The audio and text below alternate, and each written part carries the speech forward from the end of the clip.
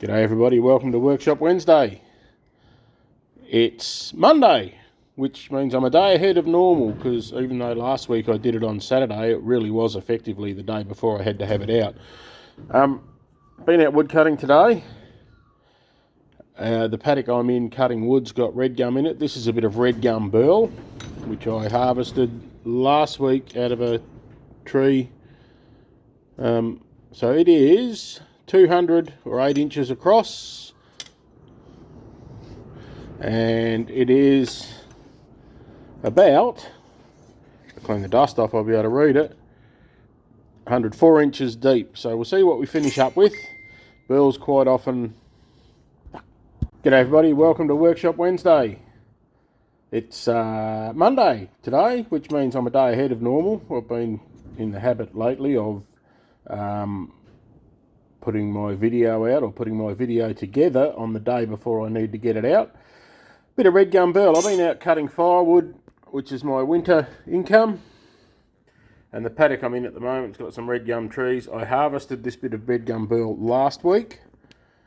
It's not all sunshine and roses, and I'll put a photo up at the end of this video. Today I had a bit of an exciting moment cutting wood, to say the least. All came out of it unscathed, but I will put a picture up at the end of this video, as long as I remember.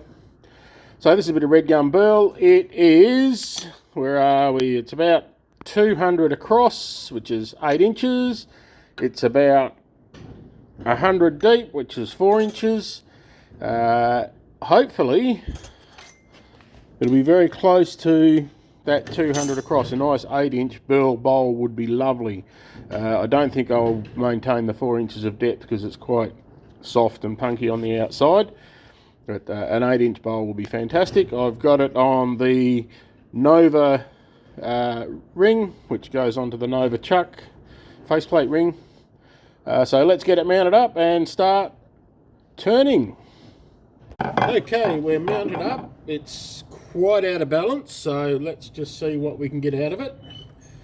Definitely going to be a face shield on, not safety glasses type piece, this one, because there's a few loose bits that might come flying off. Let's work this up. 500. Just a little bit of vibration, about 650 I reckon I can get, and that'll come good. I'll be able to go quicker as I go. So let's get into it. My tool of choice to start with, 1/2-inch spindle gouge.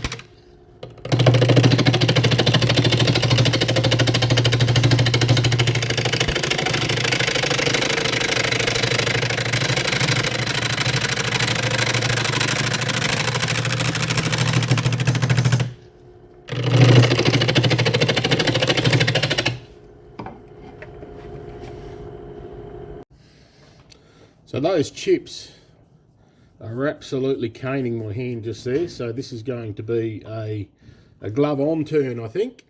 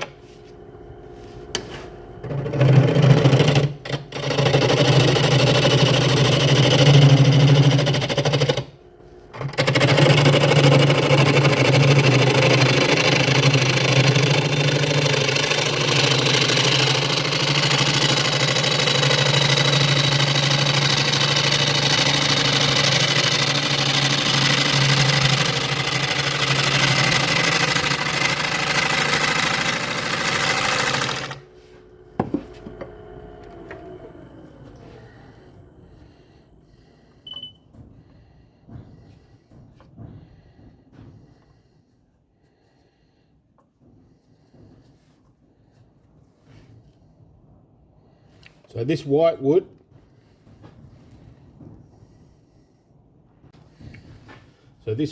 is actually quite soft, a little bit punky.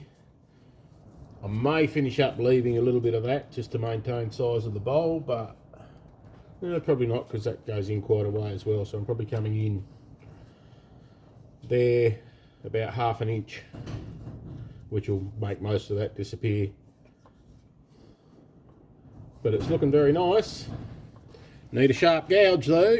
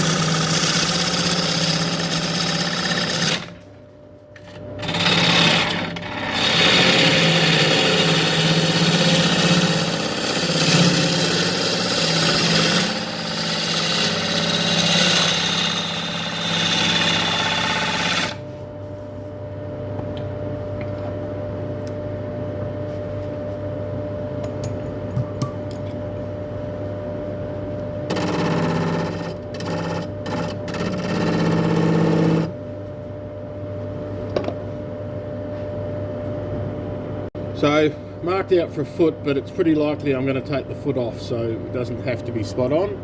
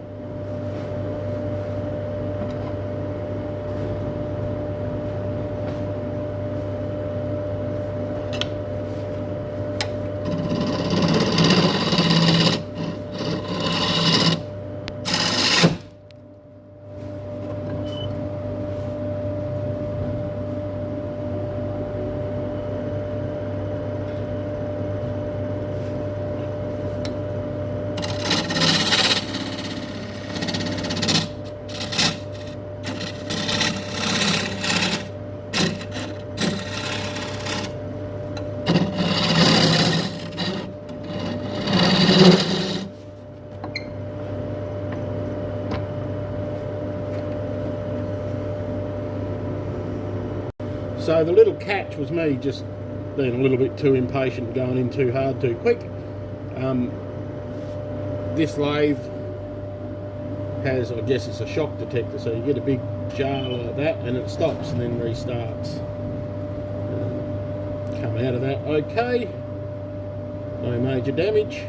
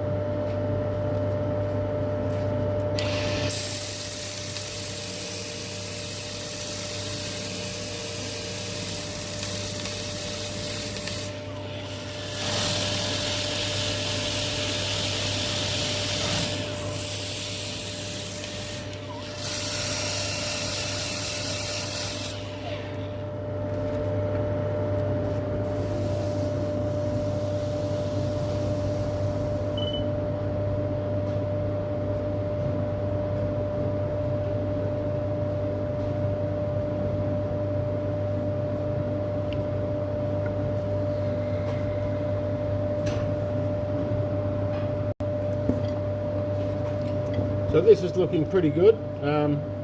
Just a quick go over with a power sand. The Burl generally sands very nicely, so a couple of little tool marks here that I'll just keep going on and have a get them out. But I will bring you back when I've turned it round. Okay, I said I'd bring you back when I turned it round, but I'm not. I thought I'd stop and have it. So this is sanded to 240.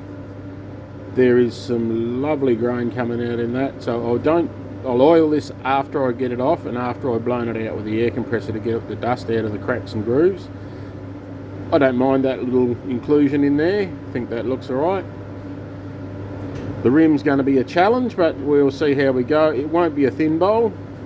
I'd say this will be at least probably 10mm, close to ½ inch thick.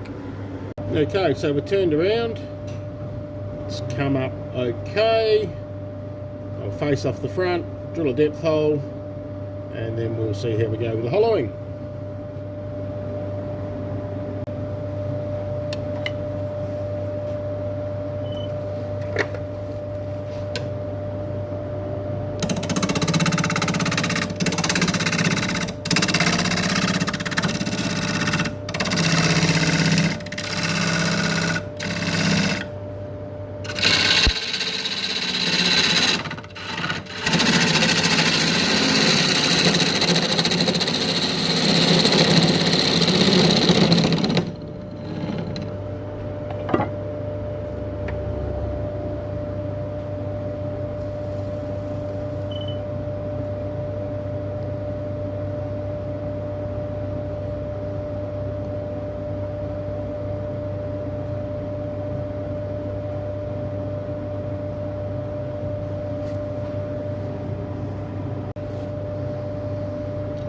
So that creates a little bit of thaw, piece flew off, which is always a danger with burls. What that might essentially mean, I think, is I'll just make it a bit of a thicker rim, and I could, two options, I could come in and include that as a low part of the rim, I could trim it back a bit further. We'll see how it looks as I go along, and it may evolve design opportunities.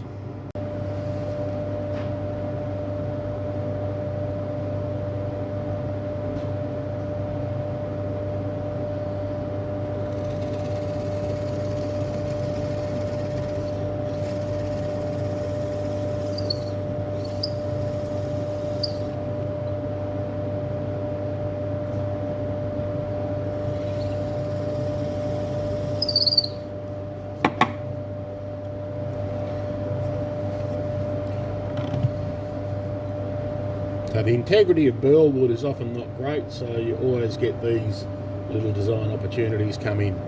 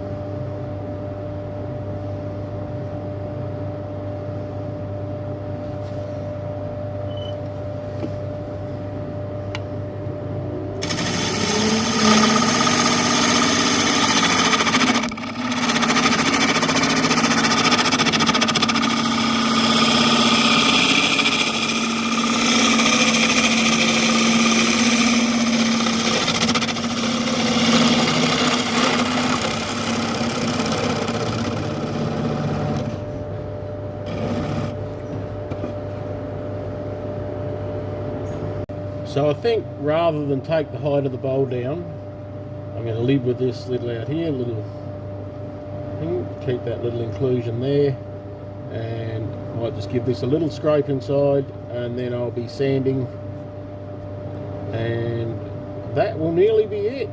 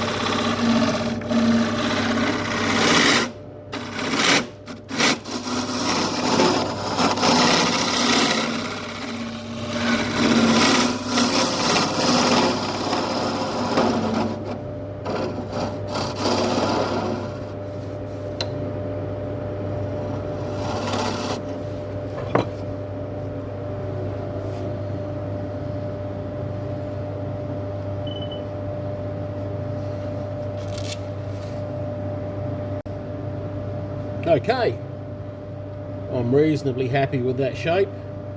Sanding to be done.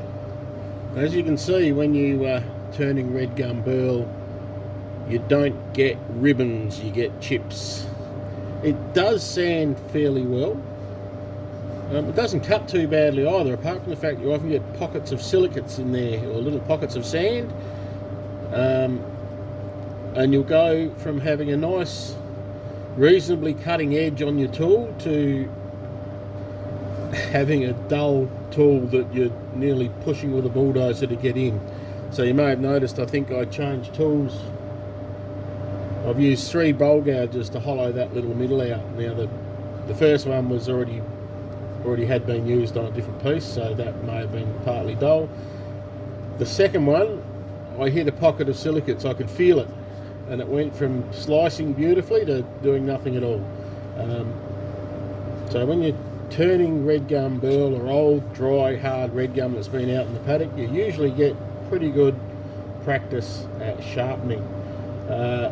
I'll probably use the sander flex up on there just to take the sharpness off. I might even just use the disc and just smooth it out a little bit, but I like the lines, so I might try and leave them there.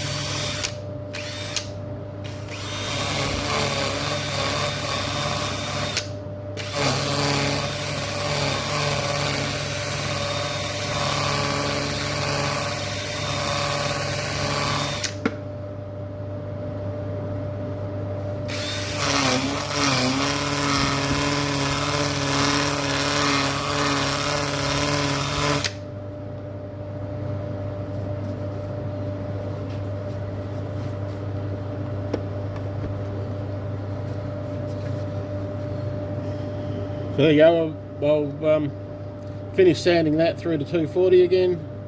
I'll bring you back when I turn it round to take the foot off. Okay, so this is cold jaws. If you watch Richard Raffin a lot, which I do, he would have turned a jam chuck to fit this into to take the foot off. I have cold jaws, so I'm going to use them. I do turn jam chucks sometimes. So I'll just take the foot off, sand the bottom, and this will be a finished piece, ready for oiling.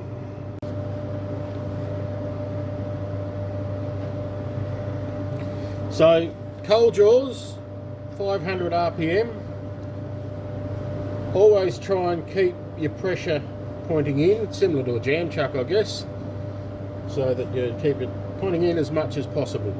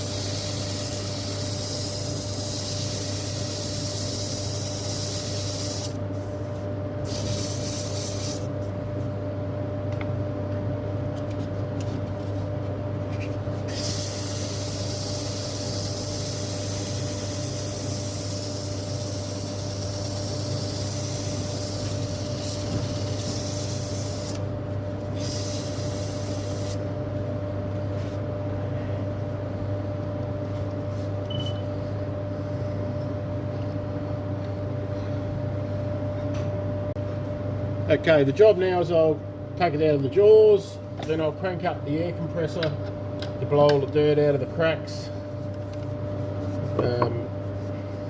all the sanding dust, get that out of the cracks, and then we'll be oiling it with Gillies Australian orange oil, which is a lovely oil, and I use that on burl. It's not a hardening oil, so it tends to try and keep a bit of moisture in the burl so it doesn't get brittle and crack.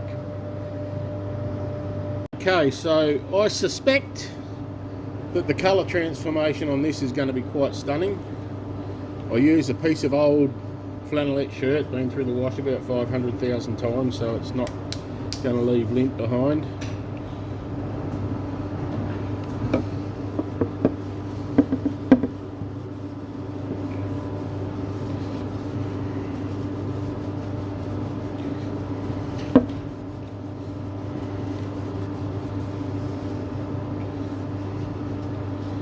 I'll use a little brush to get some of these little bits and pieces.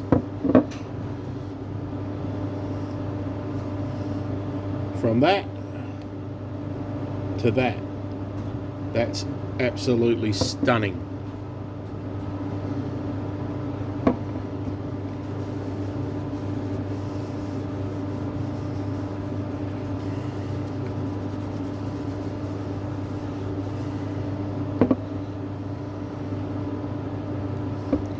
I'll give this a few coats because being dry old wood like it is, it'll soak it up.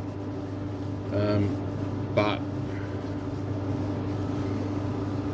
I think you would have to agree that Redgum Burl is an absolutely cracking bit of wood. The little faults and flaws in it are highlights. If you get the angle right, some of those little cracks down there you can actually see all the way through holding it up to a light. So thank you all for coming along and having a look. This has been Workshop Wednesday. I've been Sid.